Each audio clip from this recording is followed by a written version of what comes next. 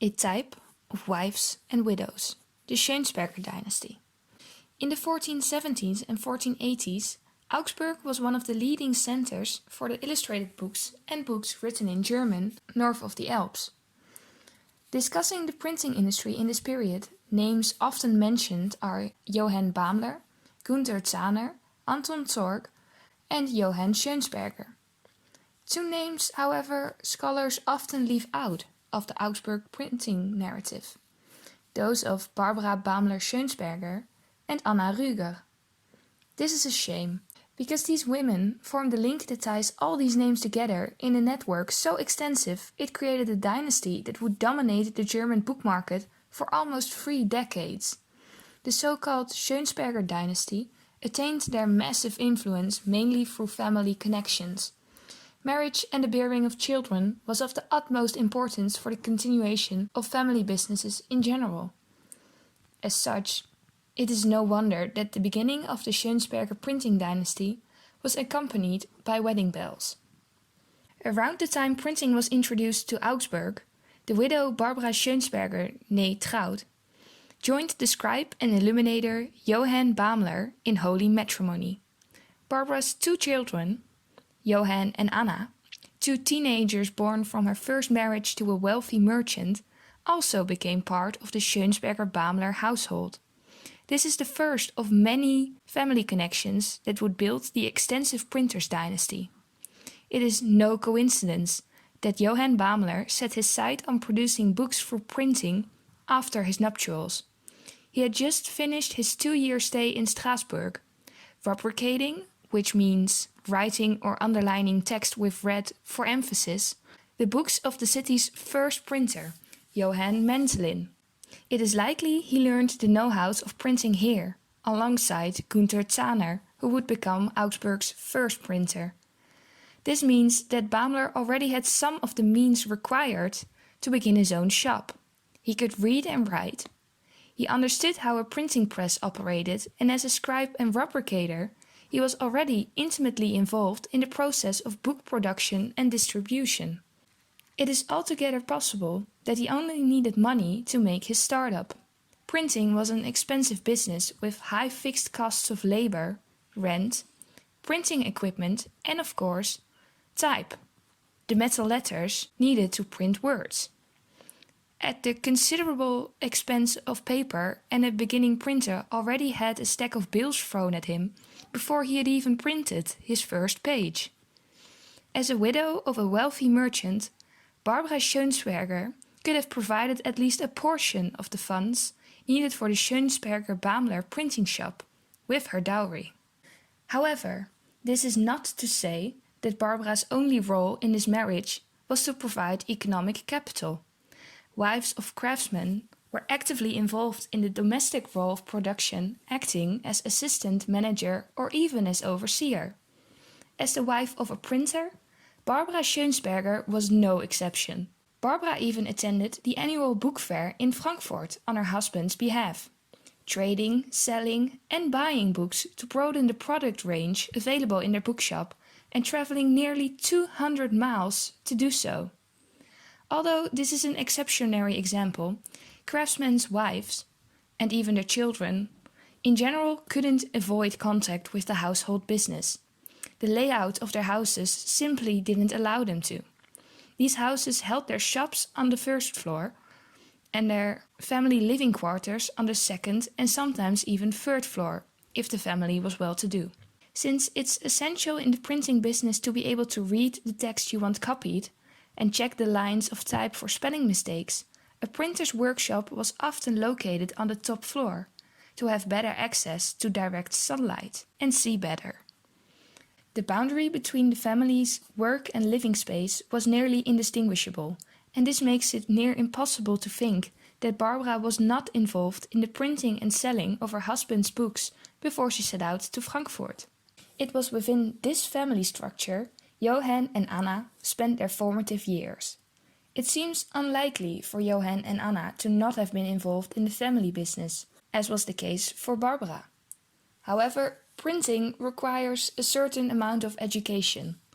The rate of literacy in printing families, by the very nature of the skills needed to handle jobs such as setting the type in the printing form, proofreading, bookbinding, and of course the selling of books, was considerably above that of other members of the artisan class.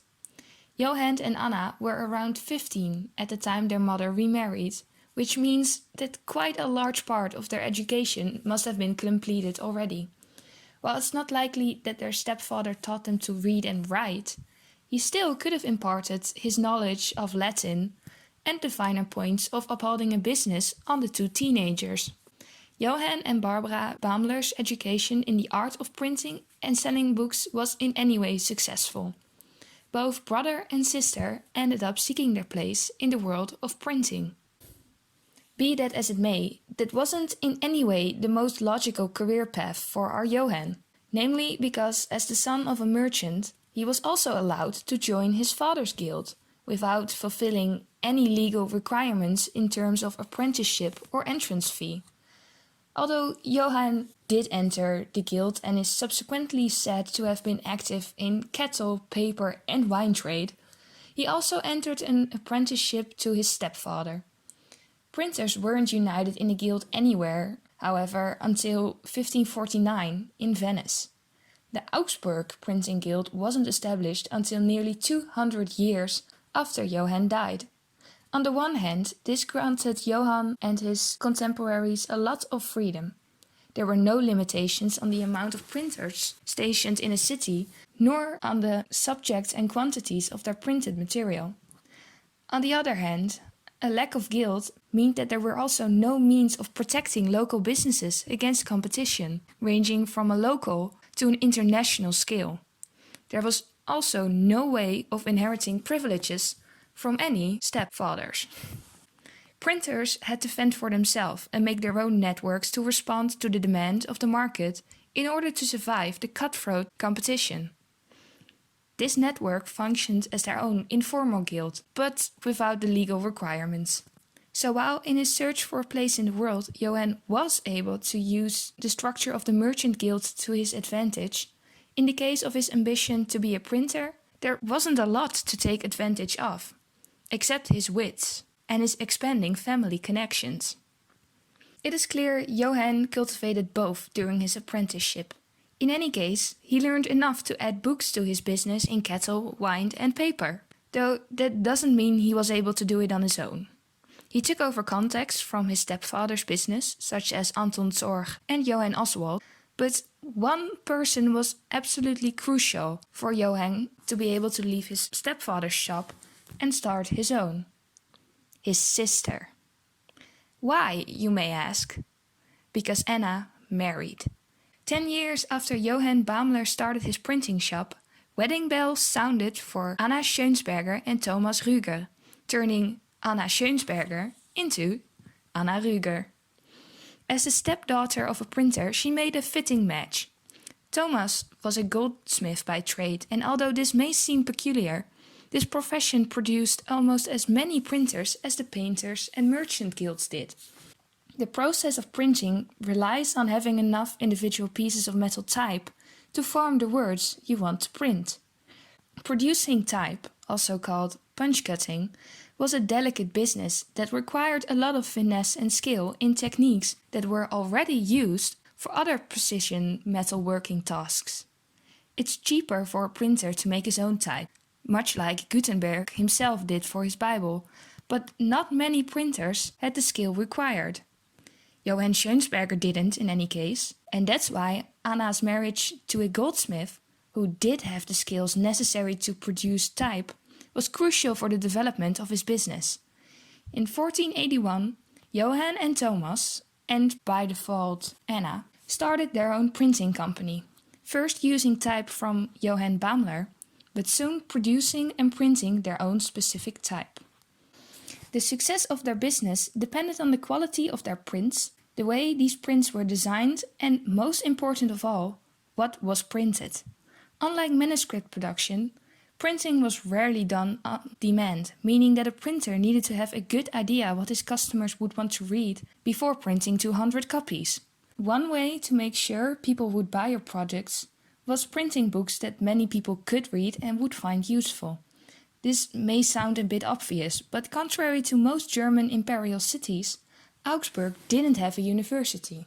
The intellectual community who would want to buy books written in Latin wasn't large enough to earn the money needed to break even with the costs of printing them. Johann and Thomas thus focused on books written in German about functional topics, religion, law, history, and literature. Another way to ensure success was by reprinting bestsellers from Strasbourg and Nuremberg and simply adding woodcuts to make them even more attractive for buyers. Copyright infringement wasn't prohibited yet, so there was nothing that could stop the Schönspergers company and their pirated editions.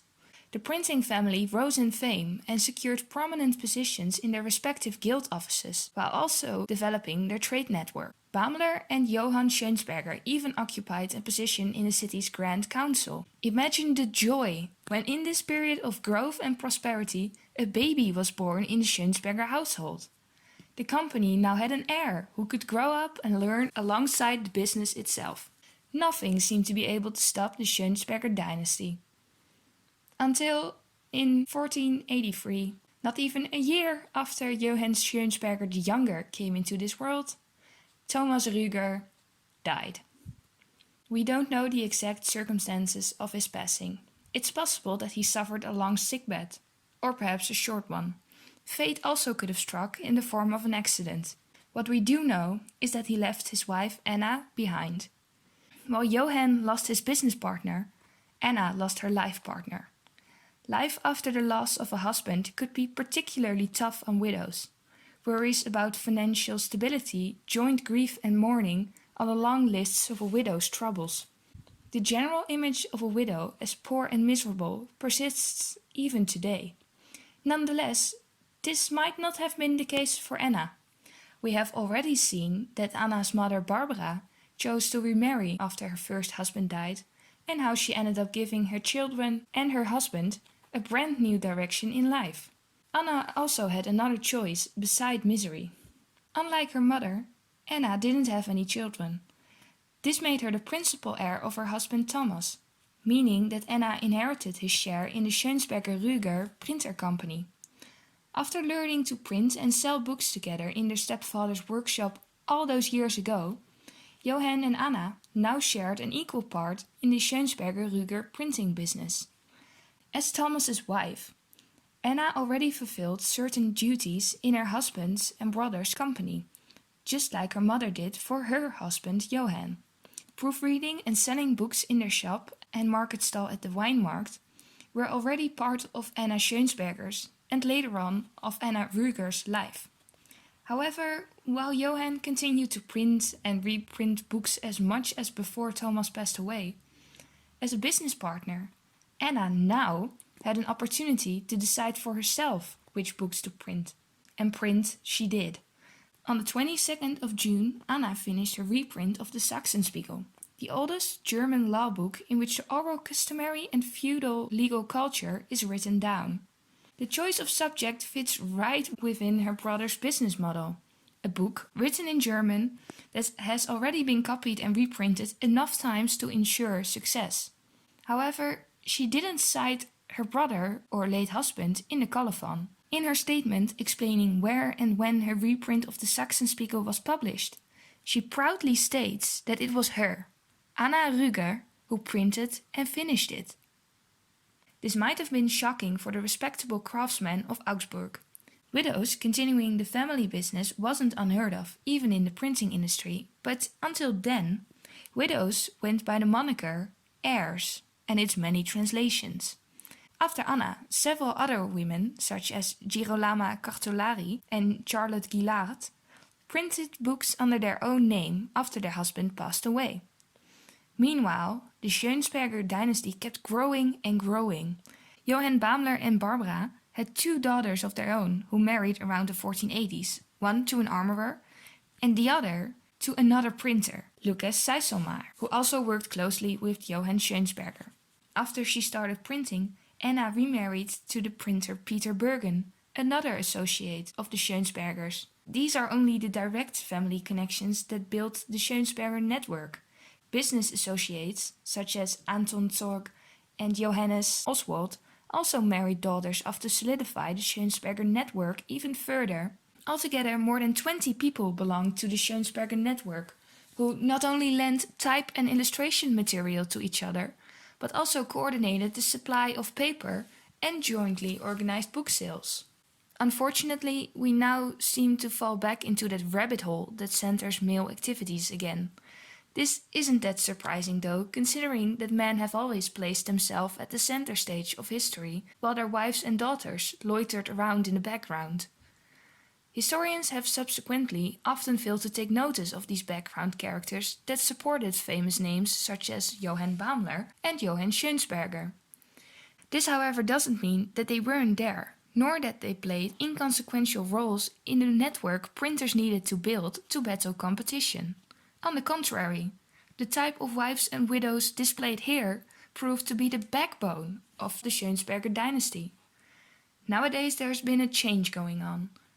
More and more historians have started to center female voices and perspectives in their presentation of history. In these research projects, women such as Barbara Schönsperger-Bamler and Anna Rüger-Bergen stop being a footnote and start becoming indispensable people who tie history together. There is room for what these women achieved and under what circumstances they did it. You will find a lot more stories like this one, if you care to look beyond the main actors on stage.